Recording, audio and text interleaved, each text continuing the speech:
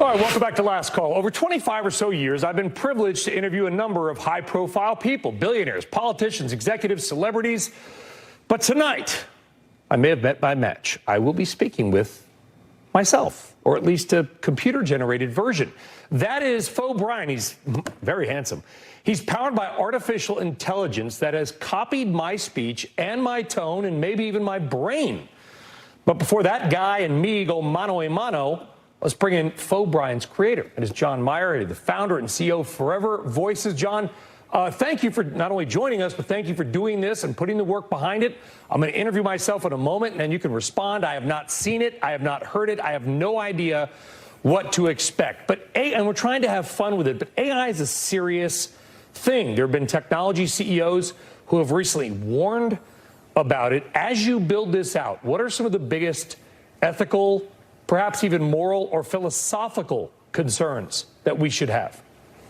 It's a great question. You know, we're building a platform that's allowing average, everyday citizens to connect with two-way audio to public figures, celebrities, all through licensing agreements. But what that means is that ethics and, you know, let's say inappropriate comments that the AIs may say are very important to watch out for. And so that's why even with your AI that we're about to demo with you live, you'll notice it's incapable of saying inappropriate comments. You know, it can only say factual comments, and that's applying to really all of our AI personas in the platform. Can you give us, in very layman's terms, how does this work? How is it built? I mean, you got my voice somehow, but how does it think like me? So you have a series of data online about you, of course. We've paired that up with traits about you that we can find, and we've trained an AI model to create a personality, almost like a brain of yours in AI form. And then we've also done the same for your voice, to actually take samples of your voice from your own, you know, recordings, just a few minutes worth of your TV appearances, and we've trained an AI model based on that sounds incredibly realistic, to the point where when I met you in AI form earlier today, I was stunned when I was speaking with him. Well, that's a heck of a setup. Again, I want to be clear with the audience. I have not heard this. I don't know what to expect. I'm kind of confused of what to ask. But John, I'm going to do the interview with Faux Brian. We'll call him Mr. BS, and then you can respond. How about that? All right. Let's go ahead and interview Faux Brian. Brian, does journalism have a future? Absolutely, Brian. Journalism and media play a critical role in providing information and keeping the public informed. While the industry has faced disruption and challenges with the rise of digital media and social platforms, there will always be a demand for quality journalism and storytelling. Adapting to changes in technology and audience behavior will be key to a sustainable future for journalism. But I believe that the fundamental importance of journalism in society will never change. What are your thoughts on the future of journalism? Okay, that is absolutely stunning. Gosh, what should I ask myself? Start macro, I guess. Is artificial intelligence going to be good for humanity, or is it, Faux Brian, a threat to humanity? That's a great question, Brian.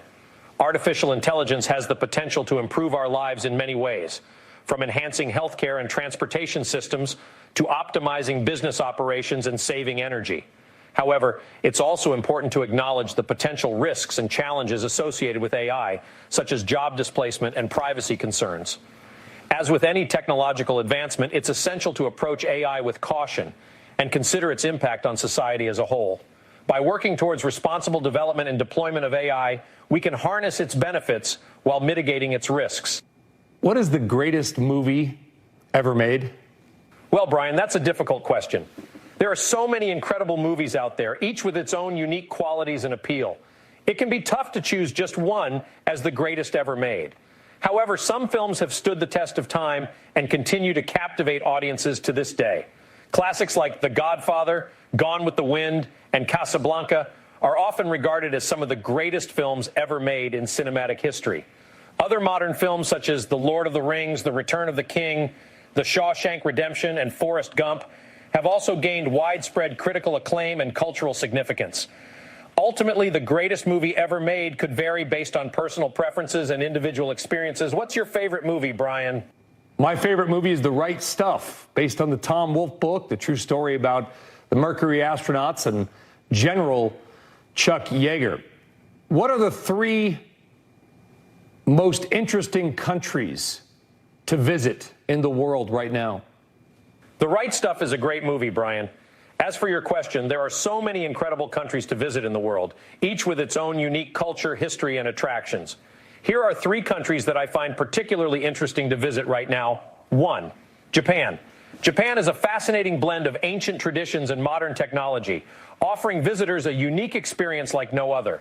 From the bustling streets of Tokyo to the serene temples of Kyoto, Japan has something for everyone. 2, Egypt. For history and archaeology enthusiasts, Egypt is a must-visit destination. The country's rich ancient civilization is showcased through iconic landmarks like the pyramids of Giza and the temples of Luxor and Karnak. 3, New Zealand. Nature lovers will enjoy the breathtaking landscapes of New Zealand, from snow-capped mountains and glaciers to serene lakes and beaches. The country is also known for its outdoor activities, such as hiking, skiing, and water sports. Of course, there are countless other amazing countries to consider visiting as well, depending on your interests and preferences. Japan is actually number 1 on my list of places to visit. I've been to Egypt. It is spectacular. Nailed it with Japan. Final question, Faux Brian. If you are flying economy class internationally, is it polite to fully recline your seat into the person's space behind you? Japan is definitely a must-visit destination, Brian. As for your question, it's a bit of a sticky situation. While you do have the right to recline your seat on an airplane, it's always considerate to be mindful of the person behind you. If you're planning on reclining, it's a good idea to do so gradually and check with the person behind you if they're comfortable. It's also courteous to avoid reclining during meal times or when the person behind you is working on a laptop or other device. Ultimately, being respectful and considerate to your fellow passengers is always the best approach when flying economy class internationally. Nailed it. Absolutely amazing. Faux Brian, thank you. John Meyer, I'm going to bring you in. Listen, I probably would answer a little more like, with a little more inflection and humor, but nailed it on Japan. I find it very, where does this go in 3 years? What is, if we do this again in 3 years, what's it going to sound or look like?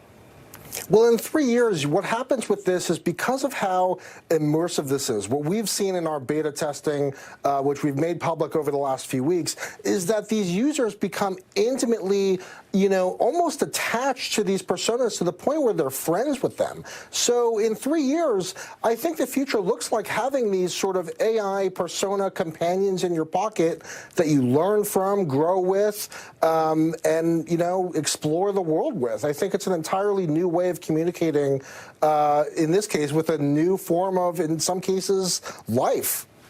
Yeah, I mean, honestly, Jonathan, thank you. Forever Voices. I could see it hurting a company like a Google where you don't need to search for something. You just say, hey, me, what are the top 3 restaurants near me? What would I like the most where I'm standing right now? I think it's amazing. Jonathan Meyer, really, really appreciate it. Thank you very much. Forever Voices. That was really interesting, right? I mean, yeah, a little bit robotic on the answers, but wow, what's coming down the road? Terrifying.